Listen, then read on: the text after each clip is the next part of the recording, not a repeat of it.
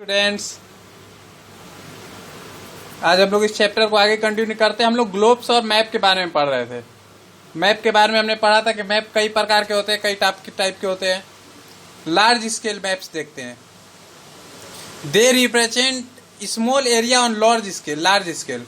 यह छोटे छोटे एरिया को बड़े स्केल में दिखाता है, बड़े भाग में दिखाता है। Such map are topographic map which show greater detail of cities, village, mountain, etc. इससे हम लोग किसी शहर, किसी गांव, किसी पहाड़ इत्यादि के बारे में डिटेल प्राप्त कर सकते हैं। They represent this detail with the help of colors and symbol. For example, the scale may be 1 centimeter by 5 kilometer. It means 1 centimeter on a map is representing corresponding 5 kilometer of the ground. देखिए, जैसे large scale map India Mumbai का दिया है। मुंबई एक छोटा सा भाग है, एक शहर है, उसका मैप है ये। और देखिए यहाँ पे क्या लिखा हुआ है, एक स्केल बना हुआ है कि अगर हम 0 से लेकर 3 तक देखते हैं और 6 तक देखते हैं तो 10 किलोमीटर। यानी मैप में अगर 6 सेंटीमीटर है तो वो असलियत में कितना होगा, 10 किलोमीटर। अगर 12 है तो 20 किलोमीटर। ऐसे करके हम किसी दूरी को भी निकाल सकते हैं मैप से। ठीक है, अब आया small scale maps. Small scale maps are those maps which show larger area with less detail. Small scale map में क्या होता है, यह बड़े भूभाग को दिखाता है लेकिन उसका डिटेल कम होता है। वॉल मैप्स और atlas maps showing world, continent, countries and state with limited information are small scale map. Wall map जो आता है या फिर एटलस का बुक आप देखे होंगे, उसमें किसी कॉन्टिनेंट, किसी महाद्वीप के बारे में, किसी देश के बारे में, किसी राज्य के बारे में मैप बना होता है, लेकिन उसमें लिमिटेड इंफॉर्मेशन होते हैं। उसमें आपको ज़्यादा वहाँ की राजधानी के बारे में दिखाएगा या कुछ 2-4 शहरों के बारे में दिखाएंगे कि यहाँ पे वे लोकेटेड है, लेकिन उसमें कुछ खास इंफॉर्मेशन नहीं होता उस जगह के बारे में, जिसे हम लोग स्मॉल स्केल मैप कहते हैं। फॉर एग्जाम्पल, द स्केल में भी 1 सेंटीमीटर बराबर 100 किलोमीटर। देखिए यहाँ हम लोग ऊपर देखे थे कि 1 सेंटीमीटर बराबर 10 किलोमीटर, और जो स्मॉल स्केल मैप होता है उसमें 1 सेंटीमीटर बराबर 100 किलोमीटर तक हो सकता है। Example, 1 centimetre on the map is representing corresponding 100 kilometre on the ground.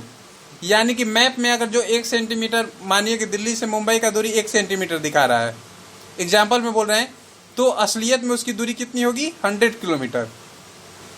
देखिए जैसे political map of some map represent a particular theme और feature, some of them are describing below.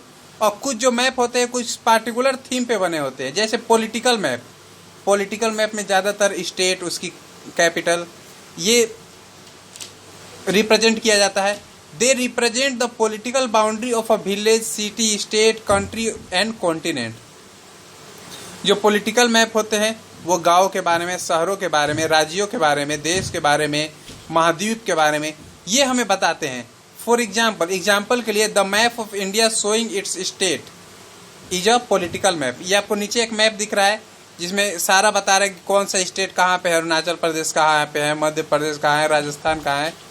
तो इसे हम लोग पॉलिटिकल मैप कहेंगे क्योंकि ये भारत का पॉलिटिकल पोजीशन दिखा रहा है कि भारत कितने राज्यों में बटा हुआ है, कितने यूनियन टेरिटरीज है, उनकी राजधानियाँ कहाँ है।